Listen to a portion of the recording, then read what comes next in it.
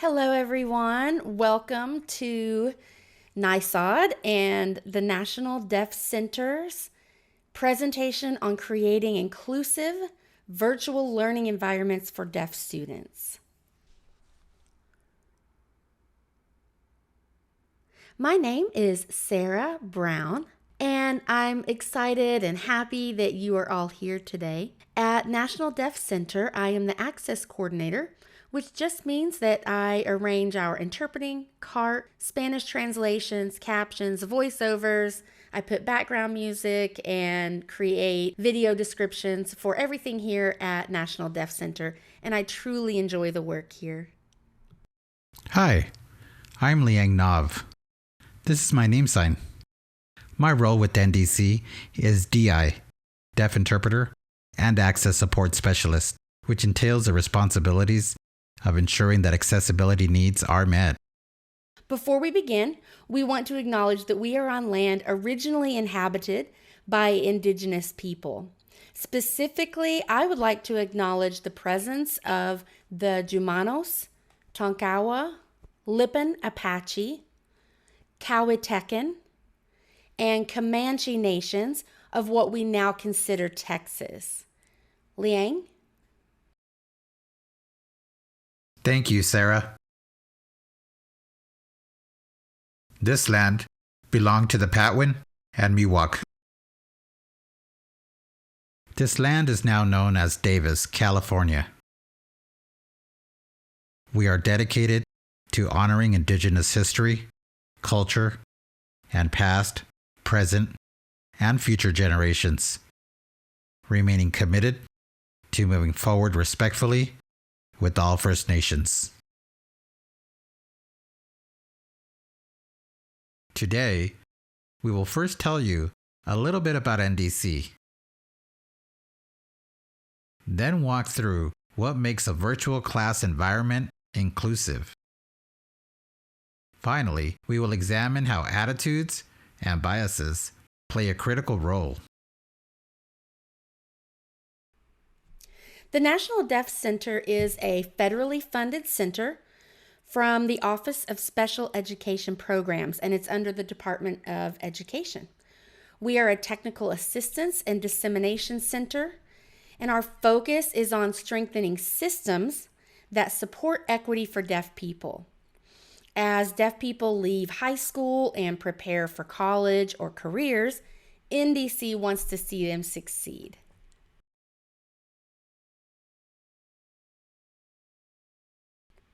Our mission is stated here on this slide. Our mission is to share information, networks, and strategies to improve education and training for deaf people. We envision a future of equitable opportunities for deaf people. Our research shows that deaf people are not completing college degrees, getting jobs, or earning as much as hearing people. Is here to change that. Notice the gap decreases with more education and training. At NDC, our goal is to reach greater equity for deaf people. Knowing deaf people have the opportunity to succeed and reach their goals. We will use the term deaf as an all-encompassing term, although individually, people may identify differently. This is to capture a wide range of people who are connected by a shared experience. Deaf can mean deaf with a capital D, deaf, late deafened, deaf blind, hard of hearing, individual with a hearing loss, hearing impaired, deaf with an additional disability, deaf disabled. Every deaf person is different and unique. So let's start off this session on creating accessible virtual environments, thinking about a student. Consider there is a student, Taryn, and he's excited to attend virtual classes at the community college. He's gotten some scholarship money and can't wait to get started in his architecture training. He has requested CART for the majority of his classes, but for one class, he prefers American Sign Language and CART. He has turned in all of the required documents to the Disability Services Office, but they have told him for that class he has to only choose one because dual accommodations are just too expensive. They then share a letter with Taryn that he's to share with his instructors to let him know he's a deaf student in their class. Taryn sends those out and isn't really sure who got his email and who didn't. And only one instructor responded and said that they were completely familiar with live captioning, so it shouldn't be a problem to have CART in class. Now, Taryn knew live captioning meant automated speech recognition, but he didn't want to start off the semester on the bad side of his teacher, so he just didn't say much of anything. But on the first day of class, in his first class, the video function wasn't working for the instructor. Their camera just couldn't come on. So they decided to go ahead and lecture without video. A few students turned on their camera, but not everyone, so Taryn was never quite sure who was speaking.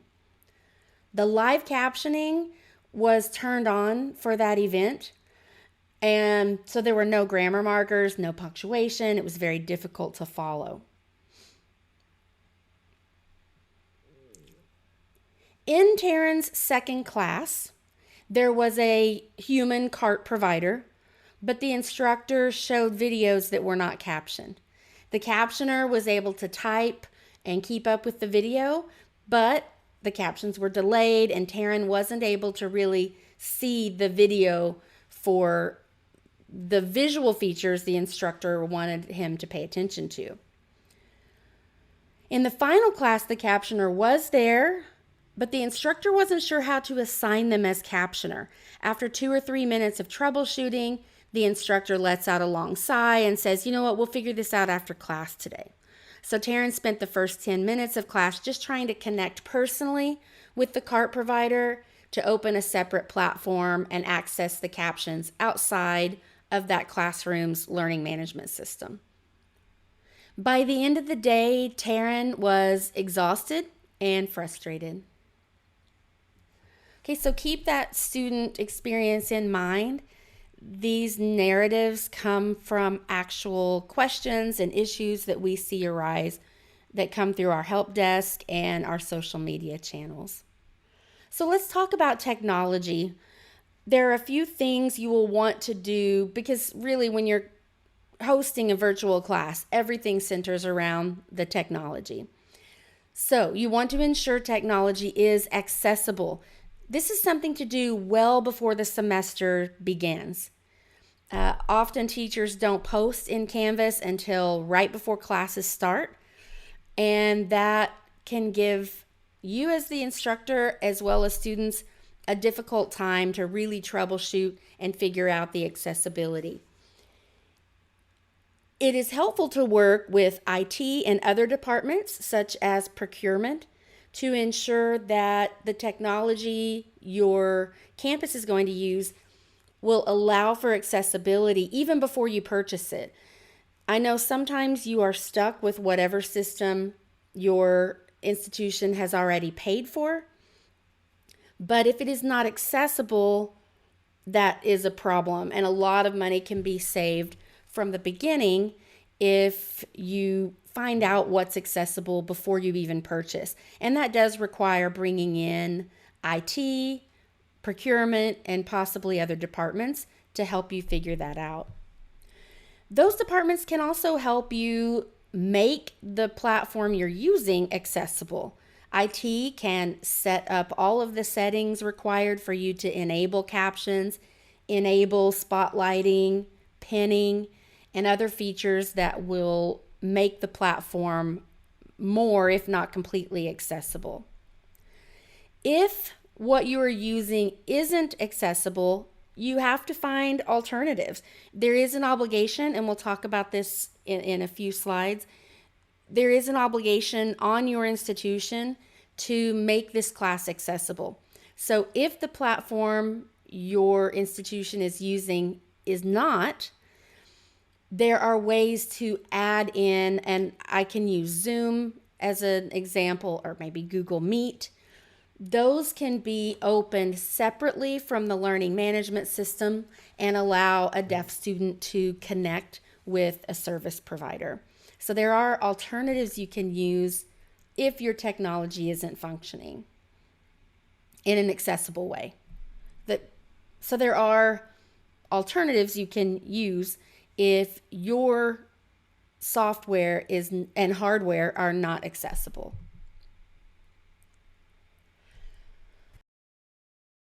I'd like to tie into Sarah's tips on how to ensure the success of your accessible technology.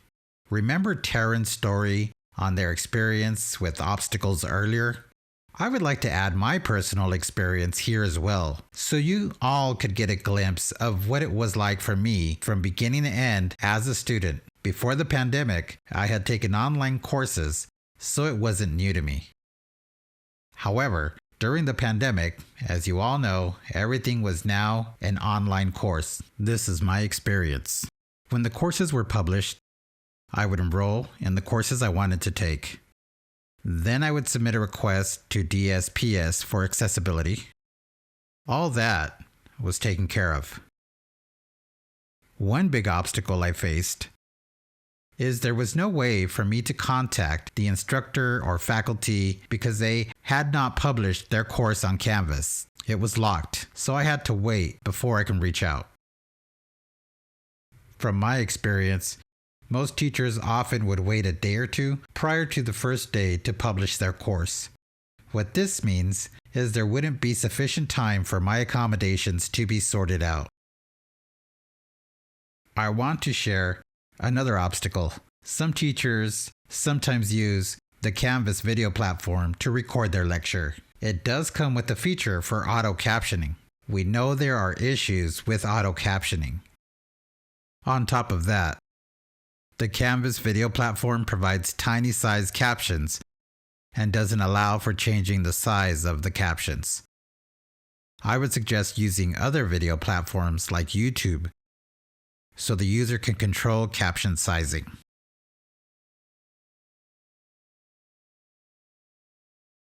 The service providers who work in these classroom settings, whether that be sign language interpreters, CART captioners, they are very familiar with this technology.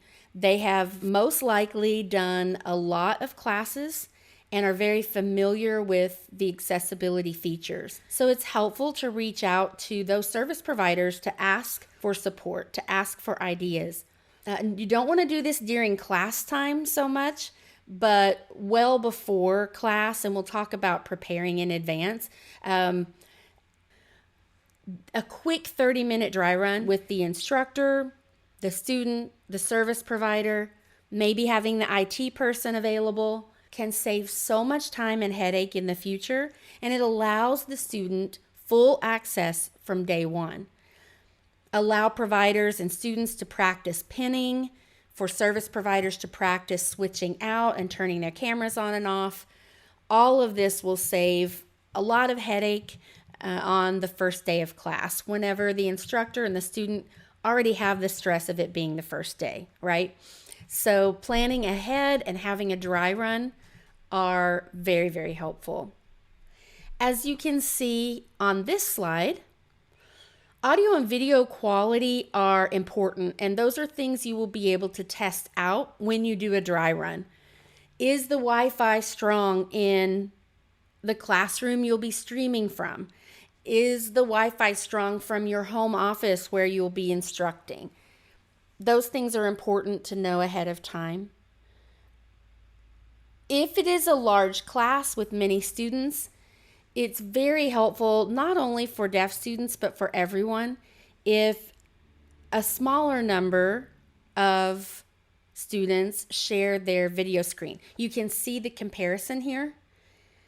For a deaf student who is relying on getting information, whether it be through sign language or maybe they're lip reading and watching sign language or watching captions, you can see that it would be nearly impossible on a video screen that is full of students and an instructor. So it is helpful to just have a few people share at a time. It also preserves the video quality. The fewer video cameras that are on, the higher quality of the videos that are showing. As each person turns on their camera, the video quality degrades a bit. So it's very helpful for students relying on sign language that you preserve as much of that video integrity as possible. Often when hearing people notice that someone is muted or notice that someone's sound is scratchy and you're only catching every other word, people who hear will stop the meeting, cancel the meeting, troubleshoot until it is figured out, because the meeting can't function without everyone being able to hear each other, right? But what happens with deaf students when they attend a class, the audio may work great, but because of the internet connection or speed of the instructor, the system, wherever they may be in their home or office, they are unable to see clearly.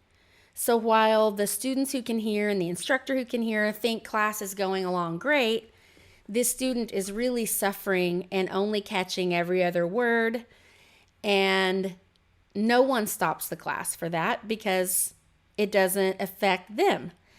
So remember that when you're teaching, if a student is indicating or a service provider is indicating that video quality makes it impossible to continue, that is something that needs to be addressed as if you completely lost all audio for the class, because it is an equivalent issue of not being able to receive the information of the classroom. Encourage students to use larger screens for better access. Small screens like those on a mobile device will not provide visual access to everyone. There may be a time where the institution needs to provide equipment to either or both the instructor and student to ensure they are able to access everything. For example, if the learning management system is not accessible and the student needs to open Zoom on a separate device, the institution may need to provide a tablet of some sort for that student to be able to open Zoom in a different window. This is just a reminder to plan in advance. As soon as a student is enrolled and identifies as a student who needs accommodations in the classroom, that is the time to begin planning. The instructor, the office for students with disabilities, it's the time right then to plan everything. As an instructor, you need to think through what videos you'll be showing, what activities do you do that would need to be accessible, and begin planning that months in advance. Often service providers are very difficult to book. There is a high need and a great shortage of service providers. So the earlier you can book their time, the better. And this also gives you time to plan that dry run we were talking about. It gives you time to talk with your IT department to find out what works best, how to get your video content captioned, and so forth. So here's a list of some laws and acts that have been put into place to ensure equitable access for students with disabilities, and specifically for deaf students. One of the requirements under these acts is a 99% accuracy with captioning. And even a really good automatic speech recognition is not going to get to that point. That requires a human captioner. A lot of instructors just fall back on ASR, what we call ASR, as kind of a catch-all. For any video they show, they will play it off of YouTube and play the automatic speech recognition, or use Google and use the automatic captions that pop up from being in that browser. However, ASR is not considered an equitable accommodation. In addition to these acts, the Assistive Technology Act will not provide funding to states unless they guarantee that all of their programs, including colleges and universities, comply with Section 508. So, quality accommodations matter whether it is captions holding that 99% accuracy or an interpreter who has content knowledge. Think about a welding class. If an interpreter has no context or understanding of welding, terms like arc strike or arc blow are impossible to interpret and can be very difficult. So, how do you know if a service provider is providing effective communication? Check in with the student, and we'll go in more about that here in just a moment. One size does not fit all when it comes to your deaf students. So you may have had a deaf student in the past. That student's accommodations and what works for them will not be the exact same thing that works for a future student or a student you're having this semester. So keep that in mind. I agree with Sarah's comments. Quality accommodations do matter. Yes, I have a story. It's funny and at the same time, not such a funny story. A long time ago, I considered becoming a midwife. I wanted to enroll in a nursing program. However, a prerequisite was taking a biology class. So on the first day, when I sat in the classroom, I had interpreters, and one of them was a new interpreter. I recall the teacher making a comment, warning the students who are considering nursing or the medical field that it is critical to know the proper spelling because so many terms can be very similar and may be different by one letter or so. The teacher did warn if we aren't being mindful or careful about the proper spelling, this would pose a risk of malpractice, so I would pay close attention. I remember being confused when my interpreter started to spell ADAM, Adam. I'm not joking. I actually opened my textbook and thought, wow, the church won the battle with science, and now we are to learn about Adam and Eve? My interpreter would keep on fingerspelling ADAM, Adam. And I'd look around in confusion and would try to look at my classmates' reaction. I was so confused. And I tried to skim through my textbook to see if it mentioned Adam. I couldn't find anything. I had constantly looked back and forth between my interpreter and teacher and tried to lip read, but couldn't really catch anything. The teacher had PowerPoint slides, and when she opened a slide that showed ATOM Adam, I went completely catatonic. I had been so obsessed with the word ADAM Adam this entire time that I had missed out on all the information in the classroom. Again, quality accommodations do matter. We're going to watch a demonstration of automatic speech recognition. I want you to imagine you're a student in a pharmacology class and you are relying on captions to understand anything the teacher is saying. There will not be any sound here, so it will be important to keep your eyes on the captions to read and keep up.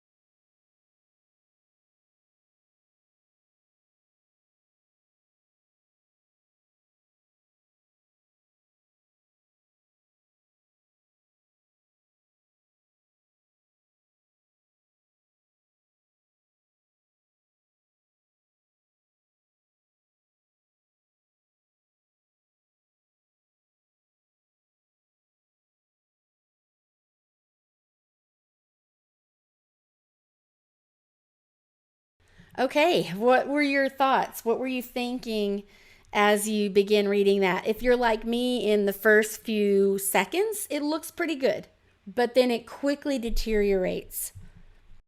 A few of the errors, and this is just a small sampling, we have the full transcript if you would like to see that. There's a big difference between can and can't, and that could be important for the student to know whether they can or can't access homework online, right? All right, so here are some common types of errors that happen when using automatic speech recognition. Proper grammar and punctuation markers are missing. If there are multiple speakers and they're taking turns, that speaker identification is missing and can put a huge gap in context.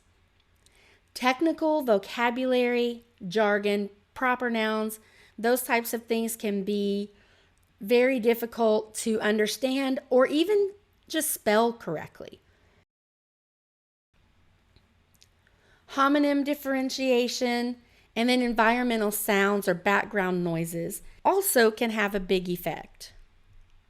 The smallest errors can have a huge impact in communication.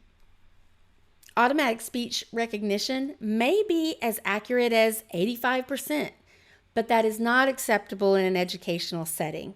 The FCC has clarified that quality standards require 99% accuracy. So if you plan on showing any videos during your class, you must ensure the video is captioned first by a human captioner. And research shows that captions benefit everyone. To add captions, follow those industry standards. You can check out some DIY captioning resources we'll recommend, or reach out to a captioning vendor, or maybe you have in-house captioning at your institution. For videos you produce yourself, be wary of apps or programs that provide auto-generated captions. Again, they're not considered equitable access due to their high error rate. Next, let's talk about engagement strategies. If you are going to use something like Poll Everywhere or Kahoot, ensure that those are accessible for everyone in your class. It just happens that Kahoot is incredibly accessible for the most part, and those types of apps can be very good engagement strategies for deaf and hearing students.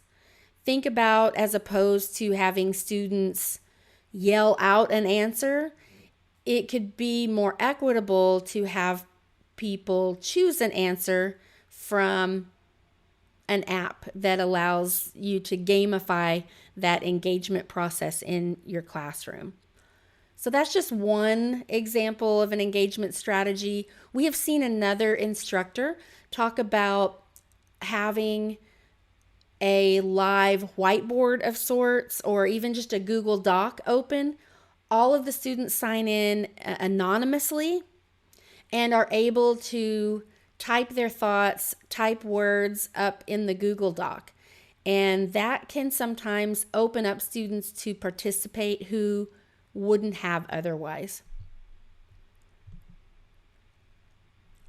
Consider turn-taking protocol when you have service providers in your classroom. And again, this goes back to universal design. These changes will benefit all of the students in your class, not only deaf students. So make a few ground rules for class and you can reap major benefits from it. Participation in turn-taking protocols, such as using a raise hand feature, brainstorming in the chat box, or having people identify themselves by name before commenting, can really help every student understand and engage at a higher level when they know who it is that is sharing. Screen fatigue is real for everyone, not just in the digital age, but it was magnified for us in the pandemic, and even more so for deaf students who must keep their eyes on the screen and often on multiple screens, or else they immediately lose critical information. Think about if you can hear, you often will avert your eyes, look down, doodle while you are listening. You will look at the slide or the image the instructor is talking about while listening to the instructor talk about it. That gives your brain and eyes a little bit of a break. Deaf students do not have that luxury. They are needing to attend to CART, to the instructor, to the slide deck, to an interpreter, and to their fellow students, especially if there is some type of engagement or interactive process in the class. It can be exhausting mentally and just physically as well. So take frequent short breaks, and those will benefit everyone, again, not just the deaf student. Once you have arranged any or all accommodations, do remember to check in with the student. Check in once in a while to make sure everything is going well. Don't think all it takes is one check-in, then move on. Make sure you check periodically and make any necessary adjustments. Remember, we have mentioned that deaf people are incredibly diverse and vary in their communication preferences. This means it is important to keep in mind that one size does not fit all. It is also important to be aware that what worked for in-person meetings may not work online. The final and probably most important component of creating an accessible environment, online or in person, are attitudes and biases. So let's go back to Taryn, that student who came in, had to turn in all of the paperwork, was told they were very expensive to provide all of the services and accommodations they required for their education. They were already feeling like a burden. They were feeling like a headache to the teacher and instructors because class was being held up while they tried to troubleshoot access. How could that look different? And how is our attitudes and our biases playing a role in oppressing that student, in causing that student to feel frustrated and feel like a burden? So let's say Taryn is excited to start the virtual classes at the community college. He requests CART for most of his classes and ASL and CART for another class. He receives those accommodations, and a couple of weeks before class, the Disability Services Office organizes a dry run with Taryn, the instructors, and IT present, as well as the service providers. They're able to troubleshoot and practice pinning. They also make sure right there that instructors know to have their videos ready in advance and how to get that done on or off campus. They find interpreters for an architecture class, and these are interpreters who have interpreted this class a couple of times and they're very familiar with the terminology. The instructor adds the service providers to the learning management system, to that Canvas class, so that they can access and be prepared for whatever will be discussed in the class. In Taryn's 2-hour class, the instructor took 3 short breaks after being advised to do so by the Disability Services Office. Taryn's classmates who could hear thanked the instructor for offering those breaks and said no other teacher does that. And it really helped them stay motivated to pay attention through the entire 2 hours. So Taryn leaves that first day of classes feeling excited and hopeful about the semester ahead.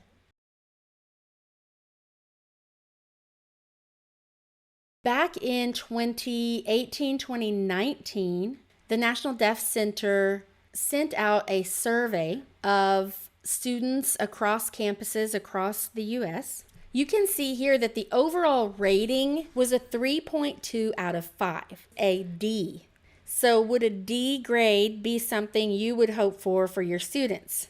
That is what college campuses across the U.S. are receiving from students. A big part of that is attitudes. That's a 3.5 out of 5, which is a C minus. Campus technology is a 3, again, which is a D. You can see how attitudes play a big role in all of the other categories that we measured there.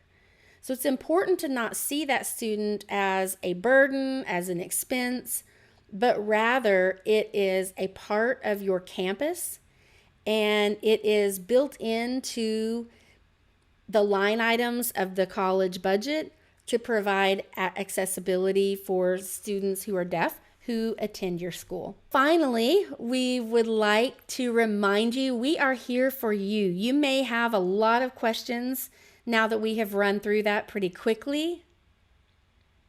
You can visit our website for a host of resources, some of which we have shared in the chat, and many, many more you can find on the website. Maybe you have a specific question and you would like some of our help team to get in a phone call with you and talk through some of the issues you're experiencing. You can email at any time. It's help, H-E-L-P, at nationaldeafcenter.org. Thank you so much for being with us today, and I hope you have a fantastic semester.